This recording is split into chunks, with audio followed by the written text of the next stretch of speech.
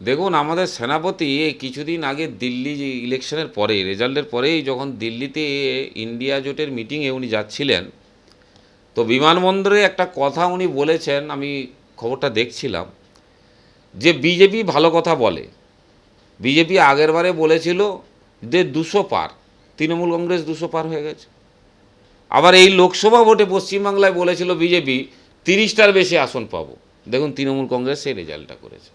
মূলত বিজেপি কেন্দ্রীয় নেতারা বাংলার মাটি সম্বন্ধে ওয়াকিবহাল নয়।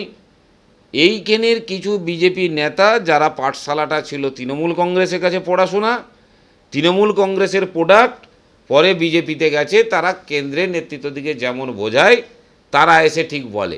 আসল কথা তারা নিজেরাই মনে মনে জানে যে তৃণমূল কংগ্রেস 30টা পাবে, সেই কারণে এই সংখ্যাটা বারবার বলে। এটা কিন্তু আমাদের সেনাপতি বলেছেন। এবং দিল্লি থেকে নেতারা আসলে বাংলায় কিছু কাজ হবে না, বাংলায় কাজ করতে হবে। মানুষ জেনে গেছে যে মমতা বন্দ্যোপাধ্যায় সুখ দুঃখে পাশে আছে, বিপদে আপদে পাশে আছে। সেনাপতি যে কথা বলেন, নবজোয়ার করেছেন, যে কমিটমেন্ট রেখেছিলেন সে কমিটমেন্ট তিনি পালন করেছেন এবং মানুষের কাছে 100 দিনের টাকা পৌঁছে দিয়েছেন। দিল্লি থেকে নেতা এসে পশ্চিমবাংলায় যদি বলে সংগঠন করব, এ আস্তে আস্তে বিজেপি তলানিতে যাবে। আপনারা দেখতে থাকুন, আগামী দিনে বিজেপি 26 সালে খুঁজে পাওয়া যাবে না। পৌর ভোটের পর বেশ কিছুটা সময় গেল, কি কি কাজ হলো পৌরসভায়? দেখুন, আমরা পৌরসভার ভোটের পর আমরা কিন্তু উন্নয়নে জোর দিয়েছি। আমরা মানুষের যে সকল বেসিক চাহিদা, সেই চাহিদাগুলো আমরা পূরণ করেছি এবং আমরা বিভিন্ন রকমভাবে প্রকল্প নিয়েছি। যেমন ওয়াটার এটিএম আমরা বসিয়েছি, আমরা বিভিন্ন জায়গায় রাস্তাগুলোকে রেনোভেশন করছি এবং রাস্তাগুলোকে আমরা ওয়াইডেনিং করে চওড়া করছি। আমরা বিভিন্ন ওয়ার্ডে আলো ঝলমল লাইট লাগানো হচ্ছে, যাতে অন্ধকার থেকে দূরে থাকে। দিদির আমলে, দিদির সংসারে প্রত্যেকটা মানুষই যাতে খুশিতে থাকে। এবং আমাদের যে বড় বড় প্রকল্পগুলো নেওয়া হয়েছে, আমরা অমৃত থেকে আরও একটা ওভারহেড রিজার্ভার আমরা পাচ্ছি। আমরা একটা জলের যে ওয়ার্ডগুলো ক্রাইসিস ছিল আস্তে আস্তে মিটে যাচ্ছে। আমাদের এখানে সৌন্দর্যায়ন হচ্ছে, গাছ লাগানো হচ্ছে। এছাড়াও আগামী দিনে আমরা বিভিন্ন রকমের নূতন গ্রামের সঙ্গে শহরের যে সংযোগের রাস্তা, আমরা এই রাস্তাগুলো তৈরি করার জন্য অনুমোদনের জন্য পাঠিয়েছি। সরকার পরপর দিয়ে চলেছে, দিয়েও দিবে। 2 বছরে কাজ হয়েছে, কিন্তু লোকসভা ভোটে আমরা একটু হতোদ্যম হয়ে গেছি রামজনু পৌরসভার রেজাল্টের জন্য। কারণ আমরা লোকসভা আমরা জিতেছি, তথাপি শহরগুলো সেই অনুযায়ী সব ওয়ার্ডে লিড দিতে পারেনি।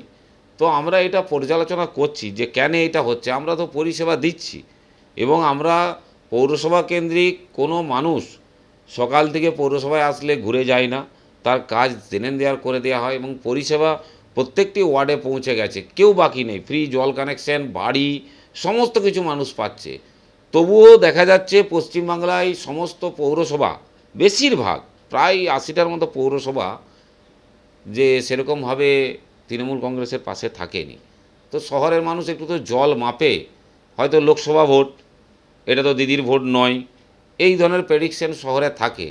ফলে সমস্ত পৌরসভাগুলোই কিছু কেমন রেজাল্ট খারাপ হয়েছে, আমাদেরও হয়েছে। আমাদের এটা রিকভারি হয়ে যাবে, কারণ এটা আমাদের চিত্র। দেখা যায় লোকসভা ভোট আসলে শহরের মানুষ যে এইখানে দিদি আছে, দিদি থাক, আমার এলাকায় তৃণমূল কংগ্রেস আছে, তৃণমূল কংগ্রেস থাক, কেন্দ্রে অন্য কেউ থাক, এই ভিউ পোষণ করে।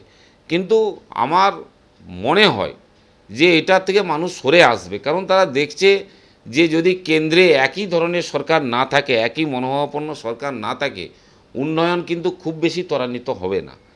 সেই কারণে আমাদের সেই জায়গাগুলো মানুষকে বোঝাতে হবে। আস্তে আস্তে রিকভারি হয়ে যাবে, ডেভেলপমেন্ট হচ্ছে। উন্নয়ন 2011 সালের আগে রামজনু পৌরসভায় কিছুই উন্নয়ন থাকেনি। রাস্তাঘাট বোল্ডার মোরাম ছিল। আমাদের এখানে প্রচুর পুকুর আছে, পুকুরগুলো একটাও বাঁধানো থাকেনি, বিপদের আশঙ্কা ছিল। কিন্তু এখন রামজীবনপুরে দেখলে, এখন আমরা রাস্তা করতে যেয়ে দেখছি যে রাস্তা তো বাকি নেই, ঘুরে আমরা সেই রাস্তাগুলোকে চওড়া করছি, রেনোভেশন করছি, যাতে আরও গাড়ি সুন্দরভাবে চলে যেতে পারে। ফলে উন্নয়ন হচ্ছে, উন্নয়ন যেমন হচ্ছে চলবে। আগামী দিনে আরও বেশি রামজীবনপুরে উন্নয়ন হবে। স্বাস্থ্যের দিকে একটু খামতি আছে আমার রামজীবনপুর পৌরসভাতে, কারণ আমার এখানে ব্লক স্বাস্থ্যকেন্দ্র ক্ষীরপাই, এখানে আরামবাগ, ঘাটাল। তবে সুস্বাস্থ্য কেন্দ্র হচ্ছে, আমাদের নার্স এসেছে, ডাক্তারও আমরা একজন পেয়েছি। আস্তে আস্তে আমরা পেয়ে যাব, ওই দিকটাও আমাদের নজর আছে। উন্নয়ন চলবে, উন্নয়ন ছাড়া কোনো কথা হবে না, কারণ দিদির একটাই মন্ত্র যে মানুষের পাশে থেকে কাজ করো, মানুষের উন্নয়ন করো, মানুষের এলাকায় যে তাদের সঙ্গে কথাবার্তা বলো, তাদের কি অসুবিধা হচ্ছে, যে বার্তা উনি দিচ্ছেন, আমাদের সেনাপতি দিচ্ছেন, সেইভাবেই আগামী দিনে রামজীবনপুর পুরসভা চলবে। আপনারা বারবার বলেন যে বিরোধী বলতে বাংলায় নেই, সেই জায়গা দাঁড়িয়ে 2026-এ বিরোধী শূন্য হতে চলেছে। 2024 ইলেকশনের পর থেকেই মাননীয় মুখ্যমন্ত্রী কিন্তু সংগঠনের দিকে বেশি জোর দিলেন। তারা বলছেন আরও বেশি জনসংযোগ করতে হবে, 2026 পুরোপুরি বিরোধী শূন্য। কতটা আশাবাদী সেটা হতে পারে? দেখুন, সত্যিই আরও সংগঠনে যোগ দিতে হবে। নেত্রী যে কথা বলেছেন যে নিশ্চয়ই আমাদের কিছু খামতি আছে, কেন 29, কেন 35 নয়, কেন 40 নয়, কি পায়নি মানুষ, মানুষকে কি দেওয়া হয়নি, তাহলে কি আমরা বোঝাতে পারছি না? তাহলে কি সাংগঠনিক কোনো দুর্বলতা আছে বুথে, যে বুথে যে সকল কর্মী কাজ করছে, যে সকল নেতৃত্ব আছে এলাকা অনুযায়ী, তাদের কি কিছু ভুল ত্রুটি আছে চলার পথে? সেই দিকেই দিদি নজর দিচ্ছেন এবং দিদি দেখছেন এবং সেনাপতি নির্দেশিকা দিচ্ছেন। আগামী দিনে আমরা সেভাবেই চলব এবং যে নির্দেশিকা আসবে আমরা মানুষের কাছে আরও জনসংযোগ বাড়ানোর চেষ্টা করব।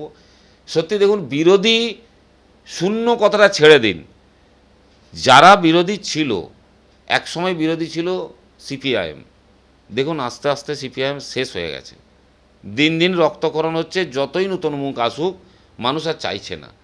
সেই রকমই বিজেপি 19-এ ভোটের পর যেভাবে উচ্ছৃঙ্খলতা দেখিয়েছে এবং এই এক্সিট পোল দেখার পরেও যেভাবে উৎসাহিত হয়ে তারা উচ্ছৃঙ্খলতা শুরু করেছিল বাংলায়, সাধারণ মানুষ, মধ্যবিত্ত মানুষ, গরিব মানুষ এগুলো মানবে না।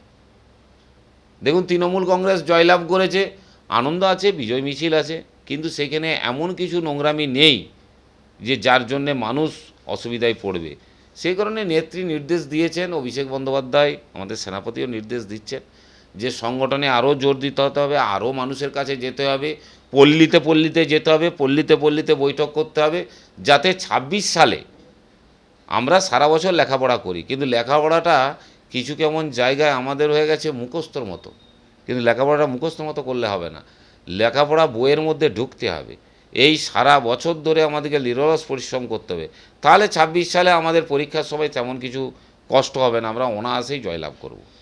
একদিকে যখন নেত্রী বলছেন যে তৃণমূল কংগ্রেস বৃহত্তর দল, দলের মধ্যে কোনো জায়গায় সংগঠনের যদি কোনো দুর্বলতা থাকে সেটা কিন্তু নিজেরাই মেটাতে হবে, সিং একই কথা কিন্তু রামজীবনপুর পৌরসভার পৌরপ্রধানও বললেন আমরা সারা জীবন পড়াশোনা করি কিন্তু বইটা ভালো করে পড়তে হবে।